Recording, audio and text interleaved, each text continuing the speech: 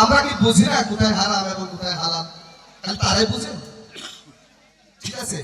তবে হ্যাঁ, এটা হেদায়েতের বিষয়, এটা সম্পূর্ণ হেদায়েতের বিষয়। আল্লাহ বলছেন আলিনসানু সেরারওয়ান আর সেরহু, মানুষ আমার গোপন ভেদ এবং আমি মানুষের গোপন ভেদ এবং রহস্য, এই জ্ঞানটুকু আমি সবাইকে দান করি নাই। এটা অত্যন্ত আমার ব্যক্তিগত বিষয়। লাকাদ কারামনা বানি আদম, আমি প্রতিটা আদমকেই সুন্দরভাবে মর্যাদা দিয়ে দান করেছি।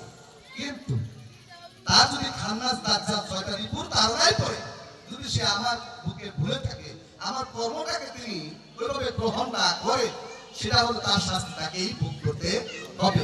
কারণ আমি তাকে জ্ঞান দিয়েছি, বিবেক দিয়েছি, বুদ্ধি দিয়েছি, এবং তাকে আমি সাধু সংগ্রহ করার জন্য, সুরবাদ করার জন্য, জ্ঞানীর সংগ্রহ করার জন্য অবশ্যই তাকে আমি নির্দেশ প্রদান করেছি পথ প্রদর্শন পাওয়ার জন্য। অনেকে বলে পীর শব্দ মুর্শিদ শব্দ তো কোরআনে নেই, কি বলে না অনেকে, মুর্শিদ শব্দ কোরআনে নেই। অথচ দেখেন সূরা কাহাফের 17 নম্বর আয়াতে আল্লাহ স্পষ্ট বলছে, ওয়া মা ইউদলিল ফালানা তাজদাহু আল্লাহু মুর্শিদা।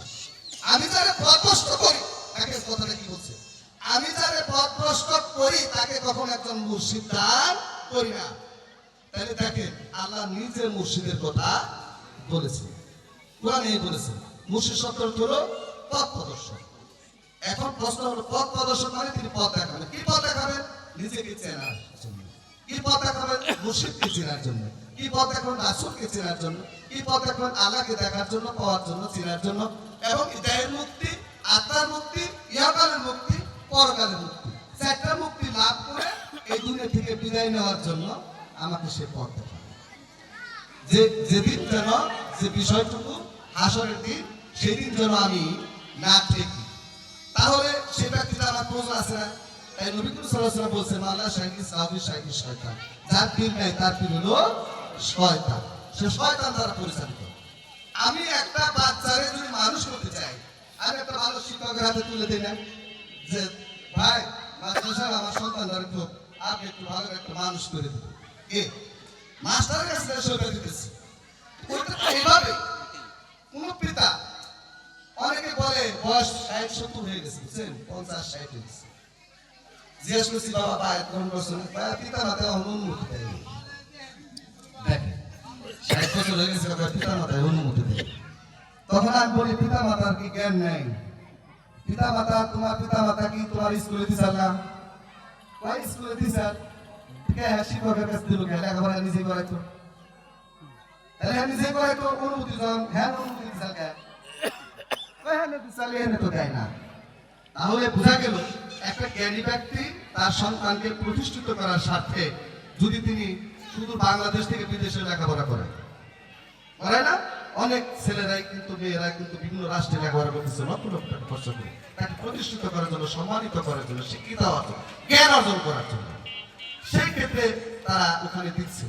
তদ্রূপ একটা জ্ঞানী যদি পিতা হয়ে থাকে, যদি আল্লাহ ভক্ত একজন পিতা থাকে, একজন মুমিন ব্যক্তি যদি থাকে, একজন ইমানদার ব্যক্তি হয়ে যদি থাকে, তার পিতা যখন বয়স যখন 7-8 হবে, তখনই তিনি একজন জ্ঞানীর কাছে, হক্কানি আলেমের কাছে তুলে দিবে যে পারিবারিক জীবনের পাশাপাশি সামাজিক জীবন, অর্থনৈতিক জীবন, এই বস্তু জগতের জাগতিক বস্তু জীবনের পাশাপাশি আধ্যাত্মিক জীবন এবং পরকালের জীবন সম্পর্কেও আমার সন্তানকে জ্ঞান দান করবেন, যারা আমার সন্তান পরকালে মুক্তি লাভ করে।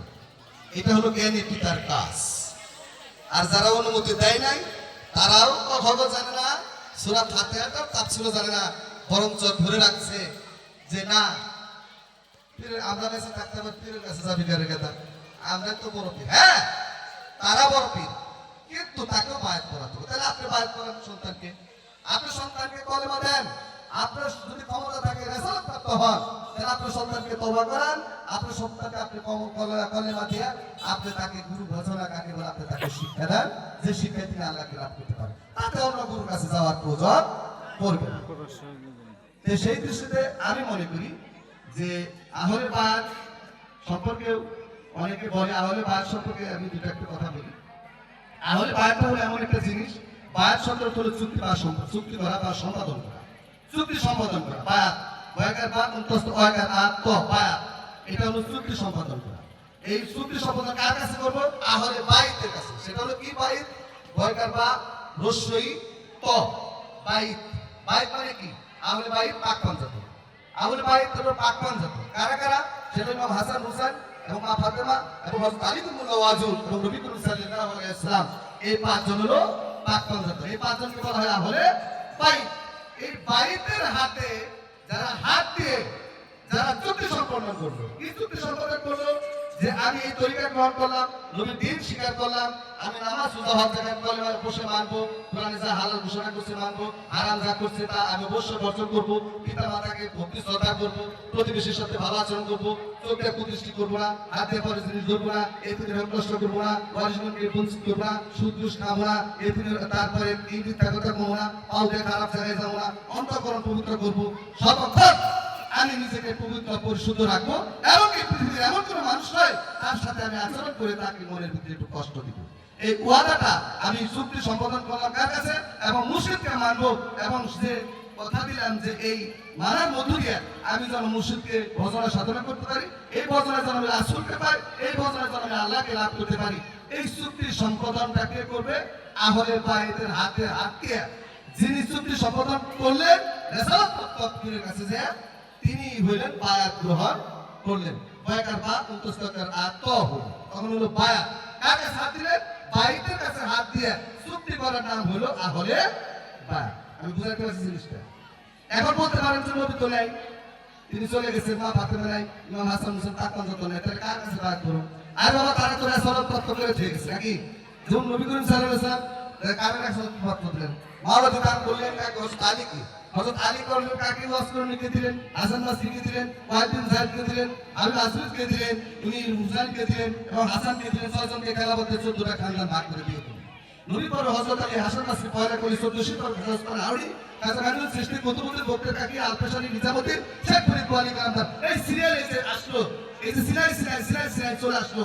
এখন এই জন্য নবী করিম সাল্লাল্লাহু আলাইহি ওয়াসাল্লাম বলেন আমার পরে যারা ওয়াসুল্লাহ আমি সালিম সৎকর্ম ব্যক্তি, যারা আতায়াতুল মধ্যে বলা হয়েছে সালিম সৎকর্ম ব্যক্তি কথা, যে যারা আমার পরে আমার পরে যারা ঘরে ঘরে সালিম সৎকর্ম ব্যক্তি পীর পয়গম্বর ওলিয়া উলিয়া ঘরে ঘরে আসবে, তোমরা তার হাত অনুসরণ করো, তোমরা তার সান্নিধ্য নাও, তার পাশে বসো, তার পাশে বসা মানে তার কাছে হাত দেওয়া মানে আমার হাতে হাত দেওয়া, আমার হাতে হাত দেওয়া মানে আল্লাহর কাছে হাত দেওয়া। বলেন সুবহানাল্লাহ। তাহলে আহলে বাইত হয়ে গেল না? এই আহলে বাইত হলেই আত্মসমর্পণ করা হয়। এই আত্মসমর্পণ করা হলেই তাকে মুসলমান সে বলতে পারে যে হ্যাঁ আমি মুসলমান হয়েছি। এর আগে যদি কেউ বলে যে আমি মুসলমান হয়েছি, আমি কোনো কারো কাছে, কোনো আলেমের কাছে, হক্কানি আলেমের কাছে আমি কোনোদিন তওবা করি নাই, কলমা লই নাই, না, সে কখনো মুসলমান হতে পারে না। যদি কেউ বলে যে পারে, আমার জানি তারা ডাকে, আমি তাদের সাথে বাহাজ করতে প্রস্তুত আছি, কোনো সমস্যা নেই, যে কোনো প্রশ্নের সম্মুখীন আমি হব। মুসলমান এত সহজ, মুসলমান হতে পারে। যাই হোক, আল্লাহুম্মা সাল্লি